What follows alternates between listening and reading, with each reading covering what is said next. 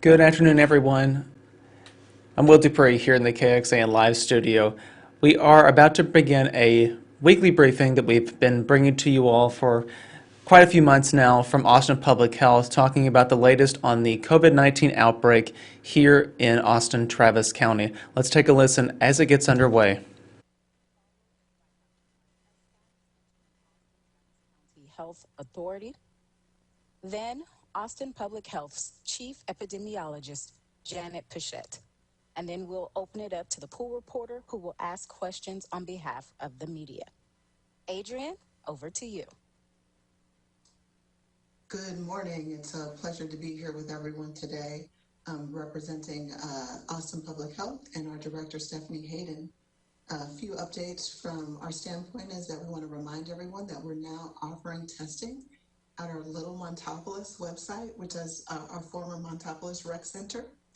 And we are also supporting our community by hosting a variety of community distribution events. There's one going on right now, but tomorrow, if you are out and about and you need a face mask or some hand sanitizer, you can see us at the Manor City Hall from 9 to 11. And then on Saturday, we will be at the Travis County Community Center from 9 to 11. Our PPE packets consists of 4 masks with 1 travel hand sanitizer and a larger 32-ounce family size bottle. Thank you.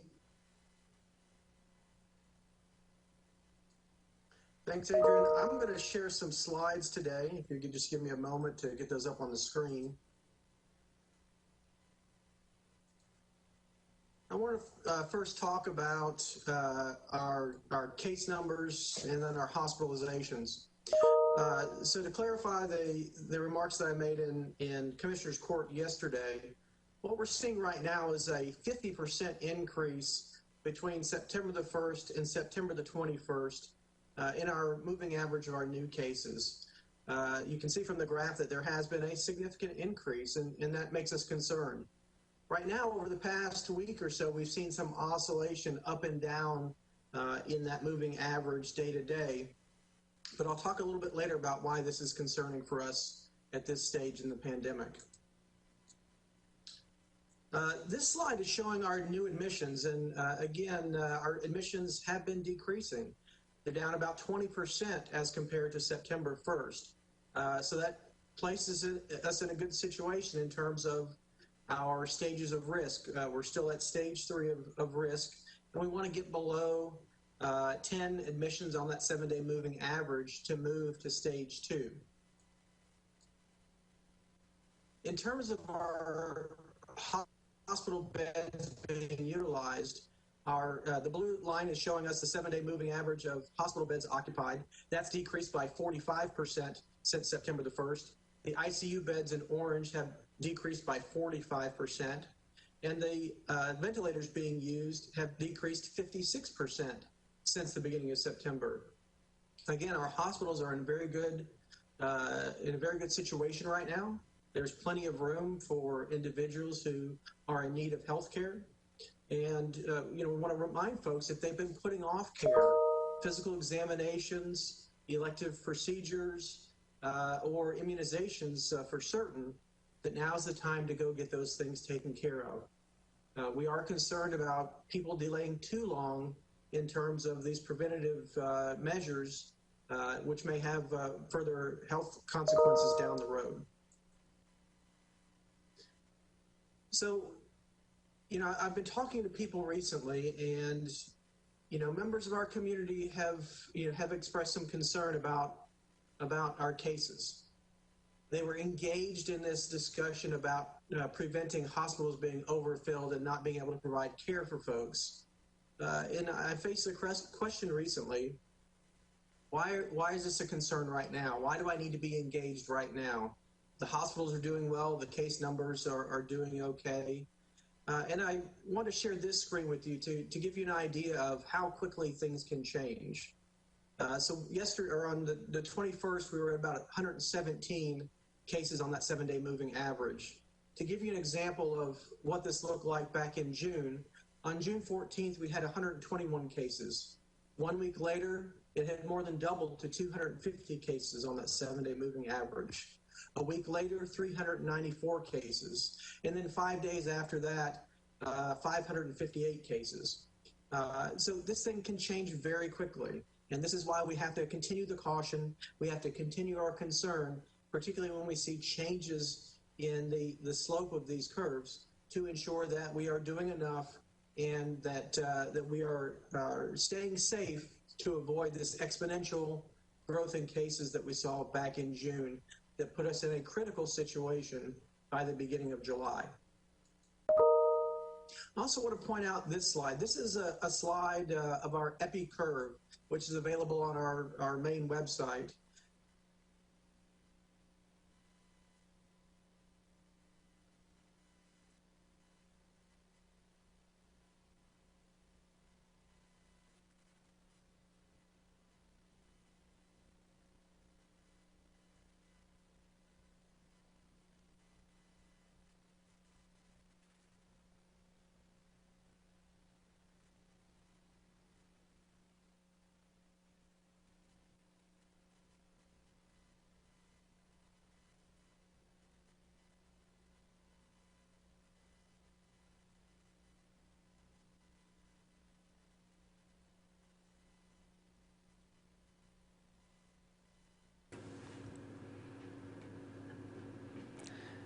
Hey there, everyone. We are working to fix the audio issue. It appears that the feed coming to us from ATXN, the city's broadcasting service, that it froze. And as you can see, we're refreshing the page to be able to bring you the audio back again from the Austin Public Health update on the COVID-19 situation here in our area.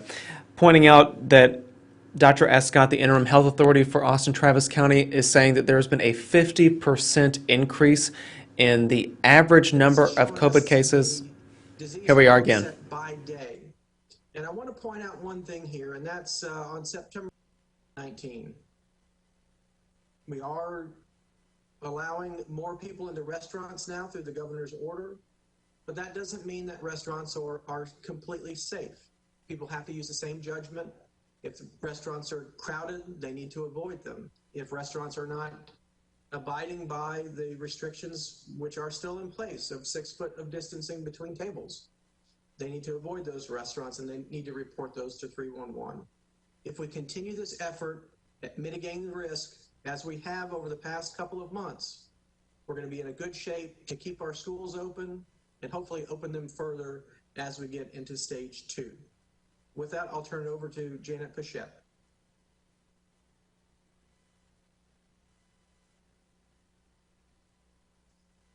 Good morning. I just wanted to add on to what Dr. Escott was saying, in that if we maintain our preventative measures, such as wearing masks, social distancing, making sure you're washing your hands and avoid touching your face, I think we set ourselves up to be in a good position as we enter flu season. Along with COVID being there this year. So this will be a first for us, where we have 2 epidemics occurring at the same time. So hopefully one will protect us from the other. We are about 1 week out from flu season officially starting. It actually starts on October 1st. And I want to remind people to get their flu shots. You can reach out to your physician, a local pharmacy, or your employer to determine if they have flu vaccine available.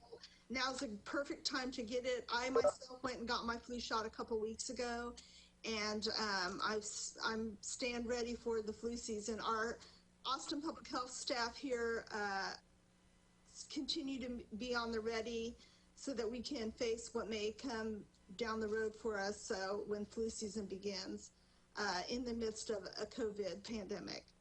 So with that, I'll turn it over to the moderator so we can begin our press conference. Thank you for that.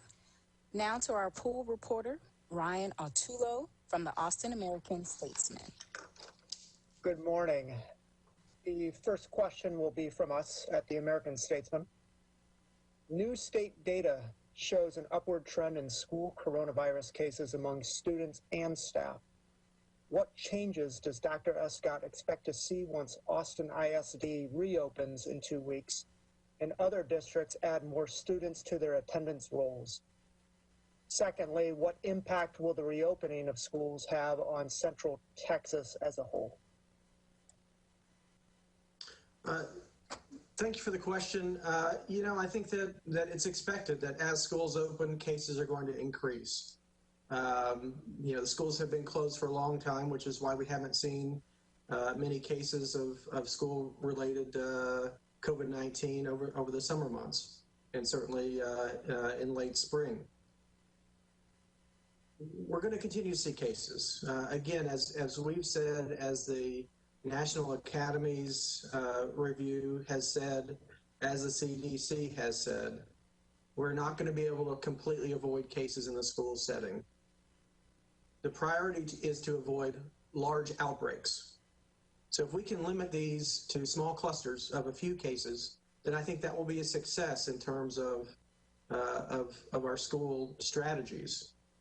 I want to remind everybody that the cases that we're seeing in schools right now have almost exclusively, or perhaps exclusively, been in extracurricular activities. They've been in band, they've been in cheerleading, they've been in football, they've been in swim teams, they've been in a congregate setting. In the college students, we've seen lots of transmission in social settings, in parties and other gatherings. So as our school children continue to go back to school, as AISD opens their doors for in-person education, it's critical that those students abide by those protective measures, that they're masking, they're social distancing, they avoid touching their face and washing their hands often. We are continuing to work with our superintendents across Travis County to ensure that we have accurate information, that they are involved in identifying close contacts so that we can exclude those from schools, so that we can limit the spread of disease and we won't have a sustained outbreak in these schools. It's going to be a very critical time also that those students, when they're outside of the classroom setting, don't engage in risky behavior. And that includes social gatherings, that includes eating without a mask face-to-face with people outside their household. And I would just like to add that historically, we would anticipate an uptick occurring once school started. And and I mentioned this before, in 2009, during H1N1, we did see an uptick in cases when school reopened. So what's going to be critically important is what you do when you go back to school. As Dr. Escott mentioned, you need to be making sure that you are protecting yourself and protecting your family by wearing your mask, social distancing, and doing those activities that will prevent your exposure risk. Again, we want to get to, if people are taking those measures and following them, we stand a better chance of coming out of that uptick and hopefully flattening any curve that might take place as a result of that.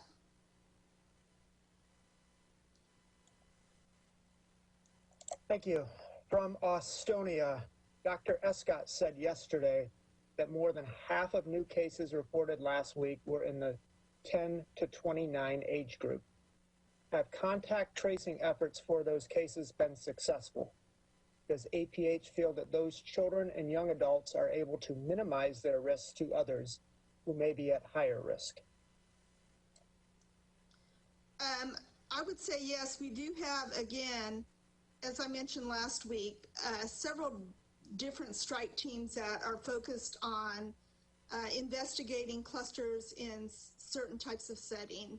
Schools are one of those settings. So we have a team of nurses and epidemiologists who are responsible for working with the school districts to ensure that they are contact tracing. However, contact tracing is only as good as people being responsive and willing to provide information to the case investigator who's following up. Again, our purpose for doing contact tracing is so we can identify exposure risks and try to minimize those exposure risks to the general population, and make sure that people are getting tested and staying isolated if they are ill. However, we do have a lot of people who are reluctant to work or follow up. We make calls and people don't often answer the telephone, and so we're not able to complete a case investigation and a subsequent contact tracing. So it's important for those individuals to participate and be willing to support public health efforts to reduce transmission risks.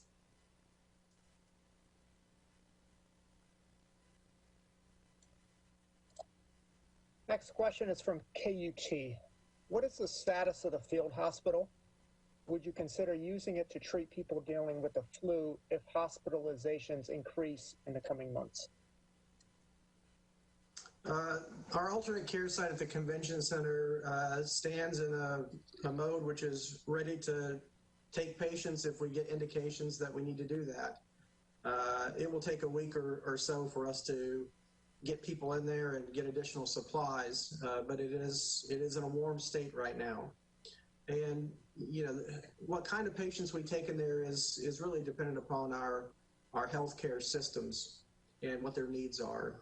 Again, we intend to utilize that facility to take care of low acuity individuals, so individuals who need minimal care, including oxygen and some medications, where the more critically ill patients, those who need an ICU level care or a ventilator, will be focused in the hospitals. We certainly have flexibility to take care of influenza patients at that facility if needed.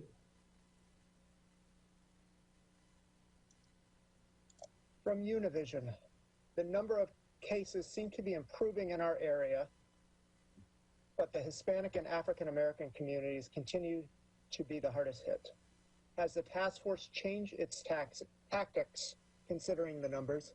What have they been doing differently? So I just want to clarify something quickly. The cases are increasing. They've increased by 50% since September 1st, but the hospitalizations have dropped.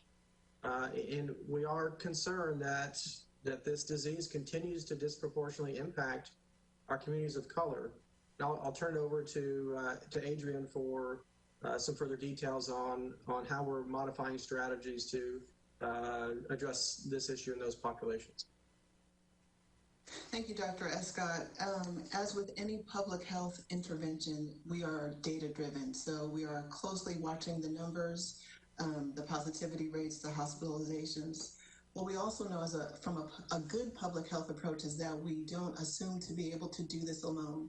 And so that we have been working very proactively with community partners in both the Hispanic Latinx populations as well as the African American populations to really come to the table and figure out, what's working, what's not. We're really having our ear to the ground to listen. We know that the only mitigation strategy that we have until a safe vaccine is widely available is stressing the importance of those three behaviors. And so we're working on that messaging, making sure that it's culturally relevant and competent. We are having the distribution event so that we can provide people with the resources that they need to practice those behaviors very safely. And, it's just a matter of disengagement. We know that these communities are already at risk because of the underlying health conditions that also affect them disproportionately. And so Austin Public Health is already set up in a way that we are prepared to have that community-based response, and we're overlaying that strategy with respect to COVID. From Co-op Radio, the Texas Tribune reports that state public health funding has not kept pace with the state's population growth. How is APH prepared fiscally to continue the fight against the virus through what is projected to be potentially another year and deliver the vaccine? So I'll go ahead, Mark. So let me start by saying, and we've had this discussion for months now, public health funding in this country is shameful.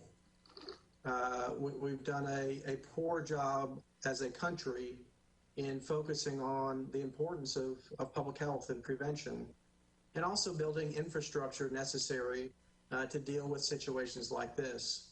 There are many Asian countries who are well in advance of us in terms of their preparedness for these events.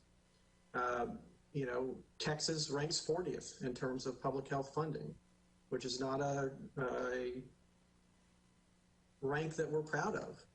And I think as we look forward in the next legislative session in the state, and certainly to our federal counterparts, we do have to sort out how we can better address the current and ongoing funding needs to manage this response as well as the future needs of public health. And I would just add on that, you know, there have been efforts by the State Health Department. We've received funding for public health, emergency preparedness, as well as for COVID response, to focus specifically on responding to this event. That funding has allowed us to hire some new epidemiologists and other support staff that have been key, and these are the individuals who are making up some of these cluster strike teams that are in place for nursing homes, schools, and higher education. We were very fortunate through this budget cycle as well to receive 4 additional epidemiologist positions that will be available to us October 1, and it will really be instrumental in helping us proceed throughout the year with COVID response. So that's going to be very helpful to our staff as well. And then we've also been using some of the CARES funding to either hire individuals to do data entry and epidemiology response, as well as the point of testing response that's taking place. However, that funding will end December of 2020, so in a few months, and we will just need to kind of regroup at that point and determine how we move forward. And just to add to everything that Dr. Escott and Janet have already said, I want to say locally that the City Council has been very responsive to what the needs are. They have been proactively asking questions of staff to kind of get an assessment of what our needs will be as the pandemic progresses. We engaged a national consultant to help the department create a sustainability plan that not only outlines how we would maintain operations, but what are the financial considerations with that. So that planning is actively underway.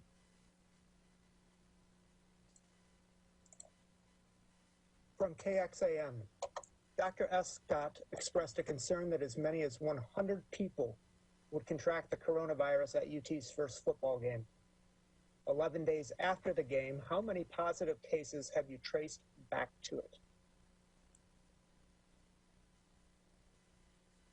I'll start, and then Jana will probably want to answer as well. Those case investigations and contact tracing is still underway. As she alluded to earlier, part of that process, a critical part of that process, is people answering the telephone and being responsive to the questions being asked, such as, where have you been in the past 14 days? Without those tools, it's going to be very challenging for us to identify and track cases back to the UT game or any other social situation. And you know, that's been a struggle for us throughout this pandemic and continues to be. We're certainly not looking to lay blame on individuals or entities or events, but it is important for us to manage the outbreak and to contain it, that folks answer the phone, and are responsive to their questions.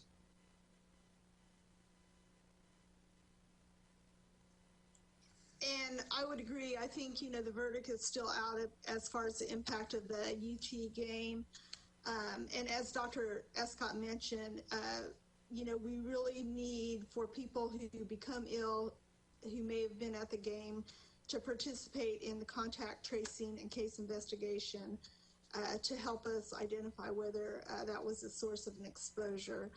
I think one positive note related to the UT game is that UT did take the time to test all those students that were actually kind of considered high risk going into that game beforehand. So hopefully that will eliminate some of the transmission risks that may have occurred with participants being in close contact with each other at the game. So the verdict is still out as far as what the results of that will identify.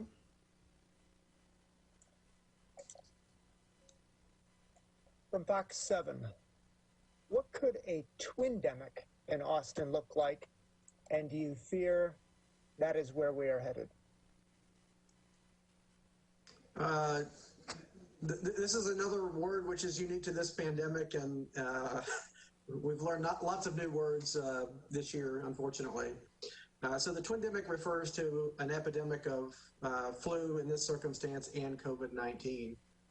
We are very concerned about that. Last year, when we look at our flu season and the impact on our hospital beds, our ICUs were at almost complete capacity across the 5-county MSA. And obviously, if we have a repeat of a bad flu season this year, that leaves little to no capacity for COVID-19. This is why it's critically important for us to manage the thing that we can manage very well, because we have a vaccine, and that's flu. We need people to get their flu shot. Flu season starts in a week, and we have a flu vaccine which is out there. It's available at pharmacies, doctors' offices. It's available by some employers. Folks need to take advantage of that. We do have some indications from the Southern Hemisphere, including Australia, that the mitigation efforts, masking, social distancing, and personal hygiene, plus the flu vaccination, was very effective at mitigating that risk of that second pandemic of flu. We need to follow the same steps. We need to have unprecedented numbers of individuals vaccinated for influenza, and we need the masking and social distancing and other protective measures to continue.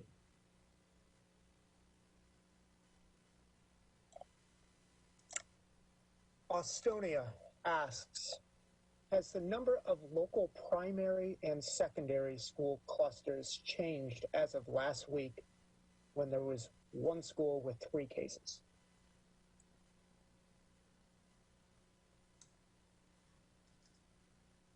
I'll just mention that, again, we have schools reporting information into both the state and to us on a weekly basis. If they do identify clusters, those are being investigated, and we're working with the schools to follow up on those investigations. But we hear anecdotal information or things that actually come in through our nurses hotline, and we follow up, but typically they report out to us on Friday, I believe. So we haven't maybe received all of the information for this week currently.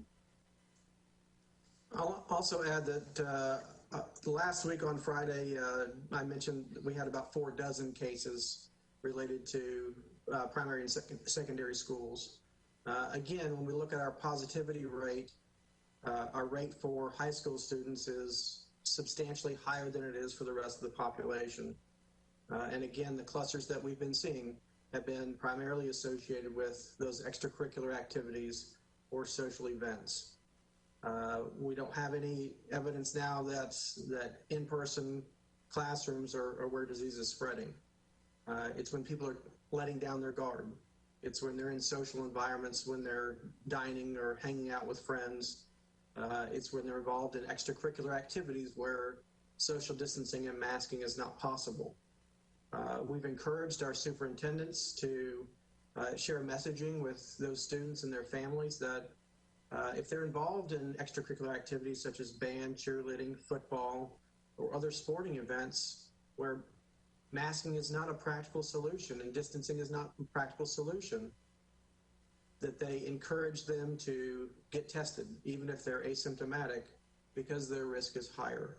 If we can do this proactive testing, we have a better chance of identifying those cases when they're early in their course of illness, and we can still contain it so it doesn't spread to other people in that age group and certainly people outside the age group. From Co-op Radio, APH has accomplished much in their fight against the physical ravages of the pandemic. What does APH do to combat the reported increase in mental health issues related to the disease?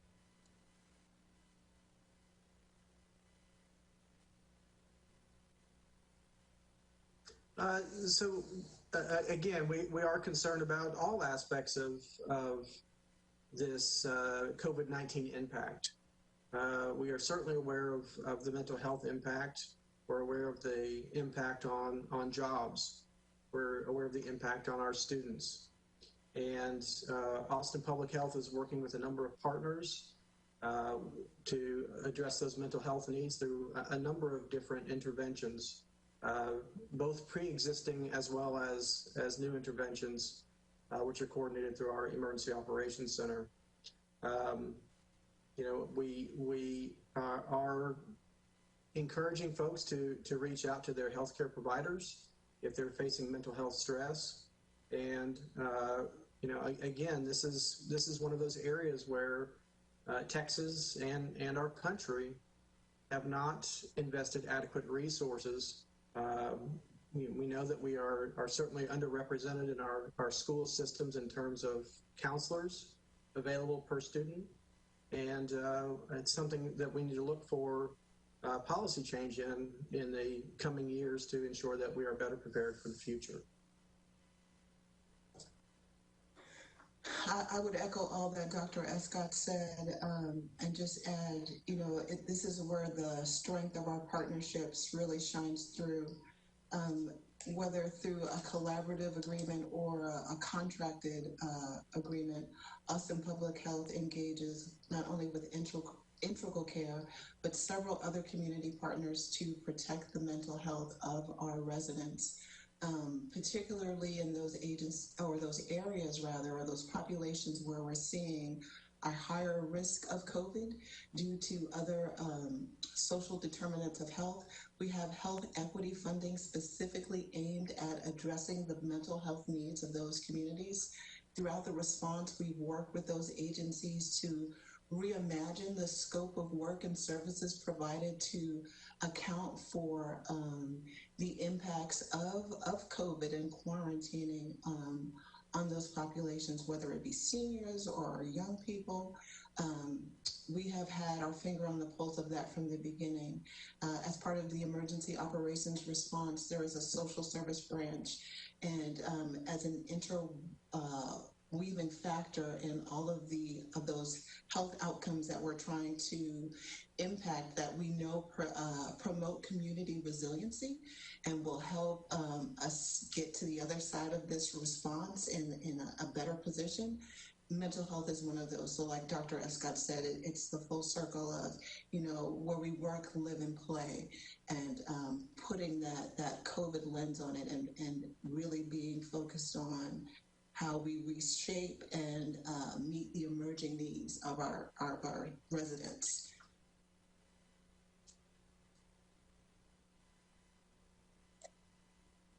Our final question, this one from KXAM. They ask, 6 months after the first COVID-19 case in Austin, what letter grade would you give yourself in terms of APH's response to the pandemic? What would you do differently next time if you knew another pandemic was coming?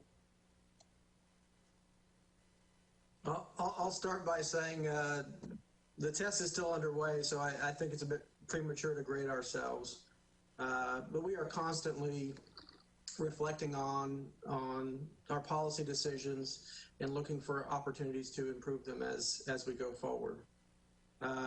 You know, I think it's become clear that our grade as a nation, I think the grade for the federal preparedness is not good. And I think we've learned a lot. I think we've learned that we have to pay close attention to public health resources and having that public health infrastructure.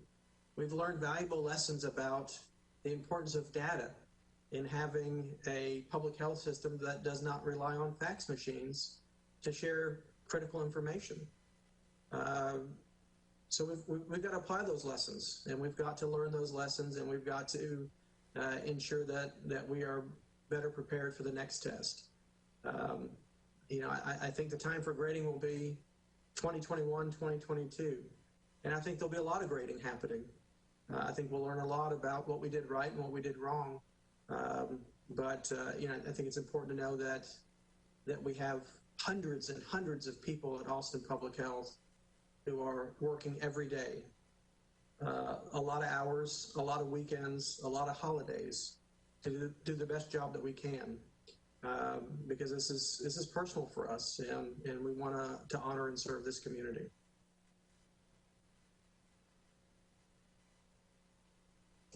Thank you, Dr. Escott. I would just add to that, you know, that is a tough question to answer. The test is currently underway. And you're right, it does point out deficiencies in funding. And it also is a painful reminder of the health disparities in those populations that we're talking about, Hispanic and Latinx and African American. We've seen this before with maternal health outcomes, with chronic disease, diabetes. And so it is a reflection of a lot that is good about our public health system, but a lot that still needs work. I also echo you in the fact that every day, in Austin Public Health, there are hundreds of employees that come and give their all. The Travis County and other departments throughout the city, we are the face of this response, but it is definitely a collective effort of folks who are committed to showing up every day and doing the best that they can with the information that keeps changing and the resources that we have available to do the best by our residents. And they make me want to match their energy and be a better health professional. So, you know, take this opportunity to thank everyone who has been in this for the past 6 months with us.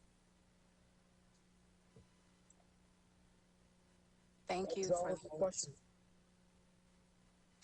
I'm sorry. Thank you for those remarks. And at this time, before we close, we want to give our panel members a chance for final comments. And we're going to start with Janet Pichette.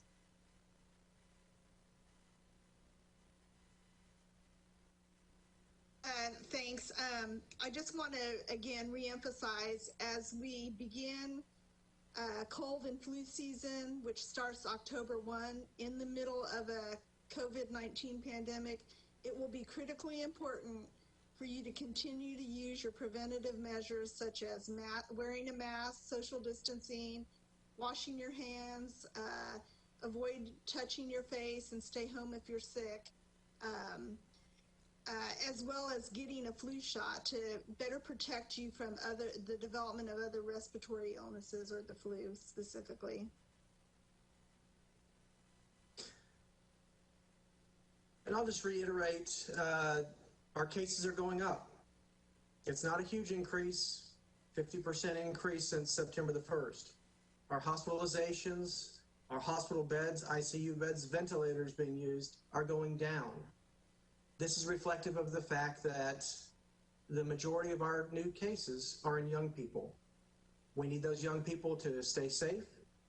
We need them to stay home if they've been sick. And we need them to participate in case investigation and contact tracing if public health calls them to ask those questions. And finally, I want to say that the masking mandate from the governor was a policy decision which substantially changed the course of this pandemic in Austin. That was preceded by the push from our city council, our commissioners court, and that is a decision that needs to stay in place until we have a vaccine which is widely available. We've got to stay the course. I know masking is challenging, but it's working, and we need it to keep working.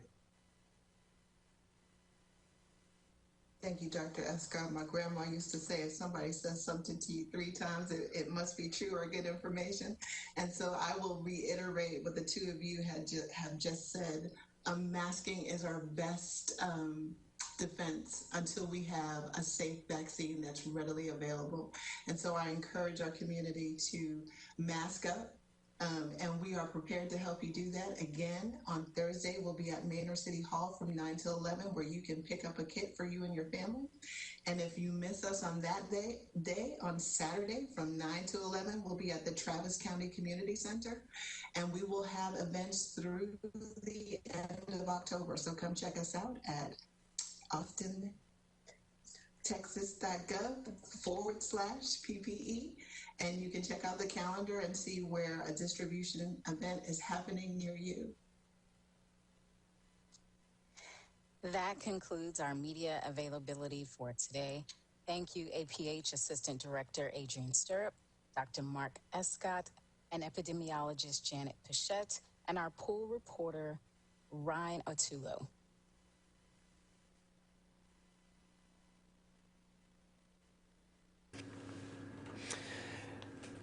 Thanks everyone for sticking with us on our stream here on KXAN Live. I'm Will Dupree. We've reached the conclusion of this news conference that's been held virtually for the last few months with Austin Public Health, those 3 particular leaders talking to us again about the need to keep doing what we're doing, to keep wearing masks, to keep washing our hands, to keep socially distant from people whom we don't live with. So we'll just reiterate that again from them. A few things that they highlighted earlier was that a concerning thing is happening right now in terms of the number of cases that are being reported here in Austin Travis County. Dr. Escott, the interim health authority for Austin Travis County, just told us that there has been a 50% increase in the average number of cases between September 1st and September 21st. So very recently we've seen that uptick again. Now it's not as high as what it was earlier this summer, but that is why they're highlighting this, to avoid that situation from happening again, where additional measures may be needed to take to protect our hospitals and the capacity in them to treat people dealing with COVID-19. We also heard from the health experts there just a few moments ago that they are concerned about what's a term that I've not heard used until today, and it's called the twindemic, and that is for public health experts and people in the medical field and those of us out in the community to deal with not only the COVID-19 issue but also cold and flu season, which they said begins on October 1st. That's next week.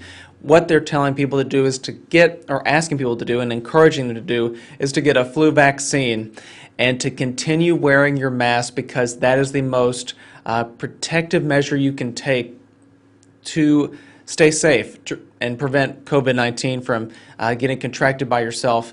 And the interim health authority there just a moment ago was saying that he hopes that the mask mandate will stay in place for Texas until a viable vaccine is available for everyone to use. They're also going to be holding PPE giveaways with Kids to Protect People, some events coming up this Saturday at the Travis County Community Center from 9 to 11, and another one at Manor City Hall. And you can find out information about that at austintexas.gov/PPE. That stands for Personal Protective Equipment. We do want to thank you all for watching our stream. We're going to have a wrap-up of today's news conference over on our website, KXAN.com, and on the KXAN News app on your smartphone, so please download that if you have not done so already. Thanks again for watching, everyone. I'm Will Dupree here in the KXAN Live studio. Please stay with us as we bring you additional news and updates throughout the day. And stay safe and stay healthy.